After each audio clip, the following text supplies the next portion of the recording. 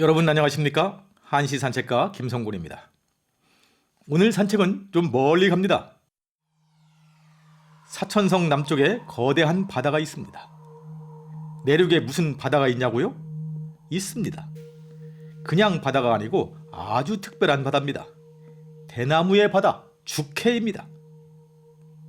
사천성 남쪽 의빈시에 속해 있어서 총남죽해로 불립니다. 사천성을 옛날에는 촉으로 불렀거든요. 그래서 사천성 남쪽 총남, 대나무의 바다 죽해, 총남죽해입니다. 총남죽해로 가는 길에 잠시 들러 산책길에 동행을 부탁할 사람이 있습니다. 바로 송나라 때 가장 유명한 시인 소동파입니다.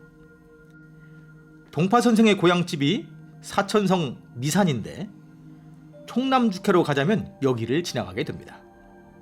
엄청 분주하신 동파 선생이지만 총남죽해로 가자 하면 틀림없이 따라 나설 겁니다. 이분이 엄청 대나무를 좋아하시거든요. 총남죽해 120평방킬로미터에 달하는 광대한 지역이 온통 대나무입니다. 전망대에 올라 바라보면 푸른 대숲으로 덮인 크고 작고 높고 낮은 산봉우리들이 끝도 없이 이어집니다. 바람을 따라 출렁이는 대숲은 영락없이 푸른 물결 넘실대는 망망한 바다입니다. 죽파만리, 대숲의 파도가 만리에 이어진다. 송나라 시인 황정견이 이곳에 들러 한 말입니다. 이 죽파만리의 장관을 바라보고 있노라면 호연한 기상이 절로 가슴에 스밉니다. 만리 죽파를 흐뭇하게 바라보던 동파 선생께서 시를 부십니다.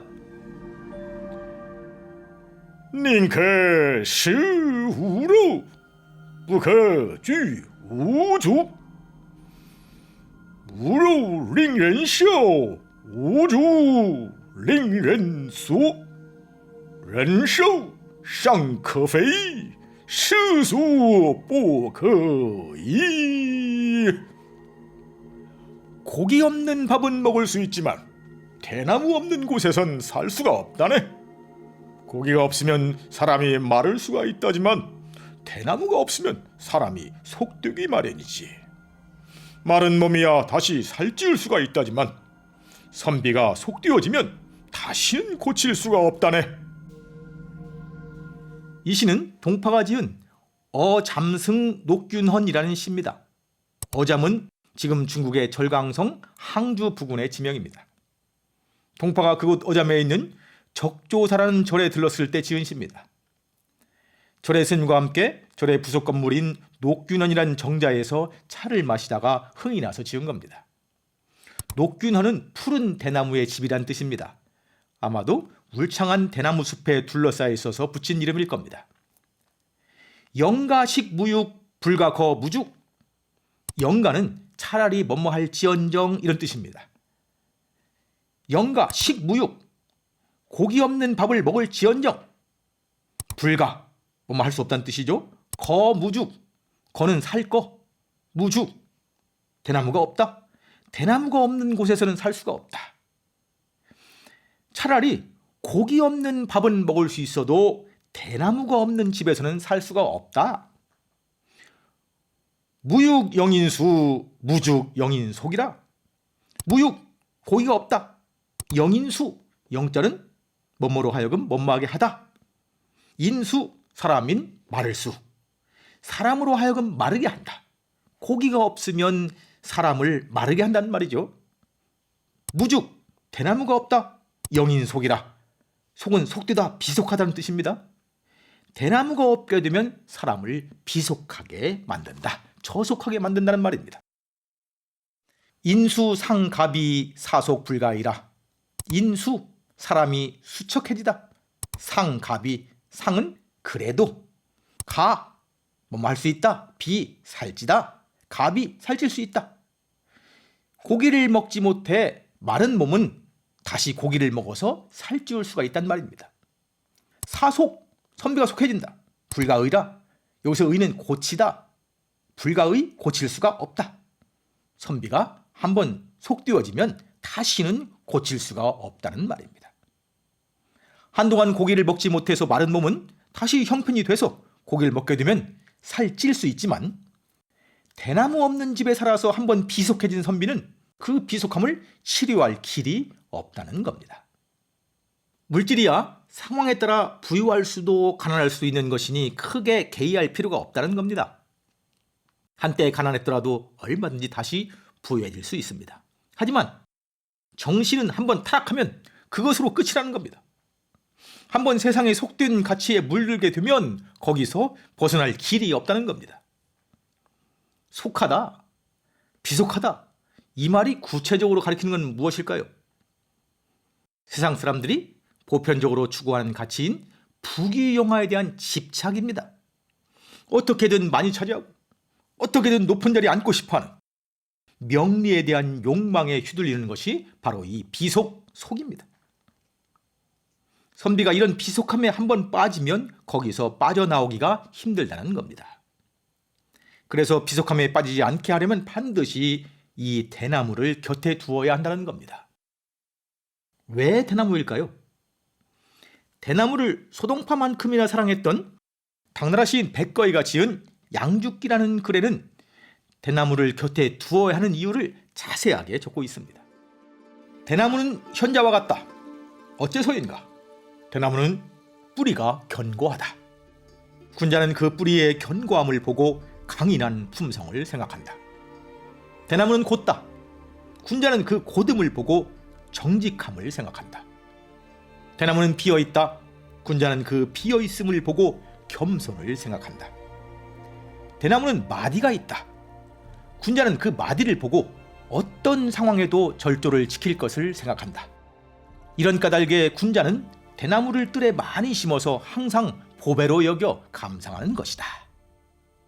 양죽기 마지막에서 대나무의 마디를 보고 절조를 생각한다는 것은 대나무 마디를 나타내는 한자가 마디절이고 이것이 바로 절조를 뜻하는 것이기 때문입니다. 대나무의 덕성이 대단하죠?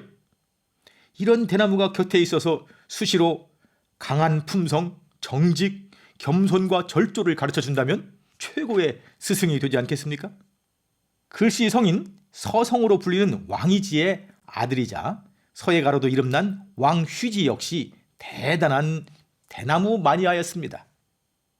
그는 잠시 친구의 집을 빌려 살 때도 뜰에 대나무를 심게 했습니다. 잠깐 빌려 사는데 뭐 그렇게까지 할 것 있냐고 누군가 말했습니다. 그러자 이 왕휘지가 말했습니다. 어찌 하루라도 이분을 뵙지 않을 수 있겠는가? 대나무를 이분이라고 부른 겁니다. 이 이야기에서 비롯된 대나무의 별칭이 이분을 뜻하는 한자 차군이라는 용어입니다. 여러분도 앞으로 대나무를 보거든 차군이라는 말로 표현해 보시기 바랍니다. 울창한 중림에 가게 되면 잘생긴 대나무를 어루만지면서 이렇게 중얼거리는 겁니다. 차군께서 참 수려하십니다. 차군께서 참 곧기도 곧으십니다. 소동파가 중국의 영남으로 유배를 가게 되어 한동안 그곳에서 머물게 되었는데요. 그때 지은 영남의 대나무를 기록하다라는 글에 다음과 같은 재미있는 글이 있습니다. 영남 사람의 대나무 사랑은 대단하다. 먹는 것은 죽순이요.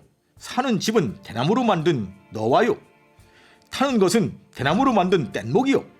불 떼는 것은 대나무 땔감이요. 옷으로 걸치는 것도 대나무 껍질이요. 책도 대나무로 만든 종이요. 신는 것도 대나무 신발이다. 진실로 하루라도 이분 없이는 살 수가 없는 사람들이다.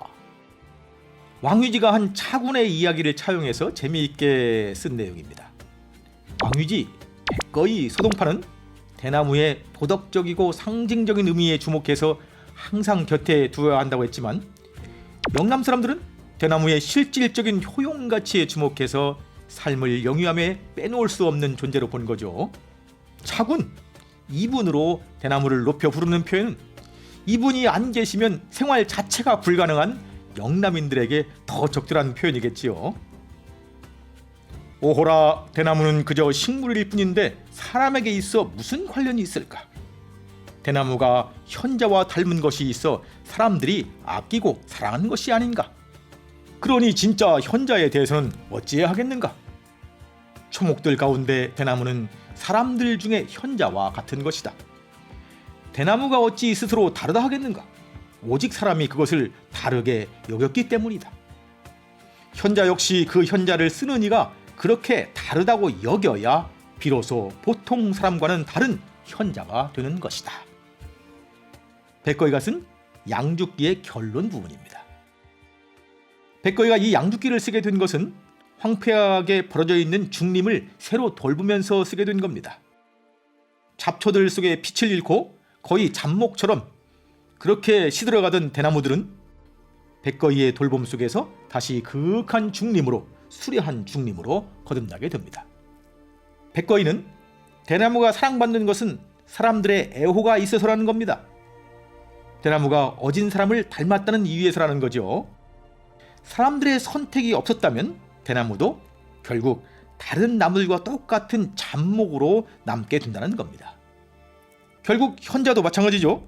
아무리 능력이 있어도 발탁되어 그 능력을 쓰지 못하면 아무런 소용이 없습니다. 그러니 현자가 있고 없음은 그 현자를 발탁하는 자에게 달려있는 것이죠. 다시 총남죽해의 중림입니다. 대숲을 불어오는 맑은 바람 앞에 오래 서 있어서일까요? 속기 가득했던 정신도 좀 비어지고 맑아지는 듯합니다. 이렇게 계속 비어지고 맑아지면 몸도 가벼워져서 대나무 꼭대기로 걸어올라 낭창거리는 대나무를 따라 춤도 출 수 있을 것도 같습니다. 마치 영화 와호장룡의 대나무숲 결투 장면처럼 말이죠. 마침 이곳 총남죽해는 와호장룡을 비롯한 수많은 영화의 촬영지이기도 합니다. 전망대를 내려와서 대나무들로 빼곡한 숲길을 걷다 보니 곧고 매끈하게 자란 굵은 대나무 하나하나가 멋진 군자의 수려한 모습으로 다가옵니다.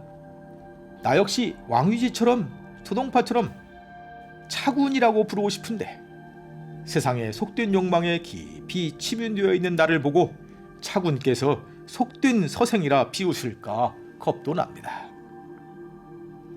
대나무 숲 깊숙이 들어와서 앉으니 고요하기가 물속 같습니다. 바람에 스치는 대나무 잎사귀 위에 가벼운 속삭임만 간간히 들려오니 마음의 평화가 그윽하게 번집니다. 백거이의 대나무 씨를 꺼내어 조용히 읊조립니다. 새로 대나무를 심다. 백거이. 하찮은 벼슬살이 마음이 울적하여 살인문 닫았더니 가을 불만 무성구나. 무엇으로 내 천성을 즐겁게 할까? 대나무 백줄기를 새로 심었더니 마주한 것은 완연한 시냇가 풍경이라 마음은 절로 깊은 산중에 있는 듯. 관청에 일 없어 한가로운 날이면 종일토록 내 뜨락을 거니나니 뿌리가 아직 굳세지 않다 말하지 마시게, 그늘이 아직 무성치 않다 말하지 마시게. 내 벌써 느끼나니 온 집안 가득 고요히 맑은 기운이 쌓이고 있음을. 창가에 누워 듣는 치상의 음악이여 가을바람에 서거기는 대나무 소리여라.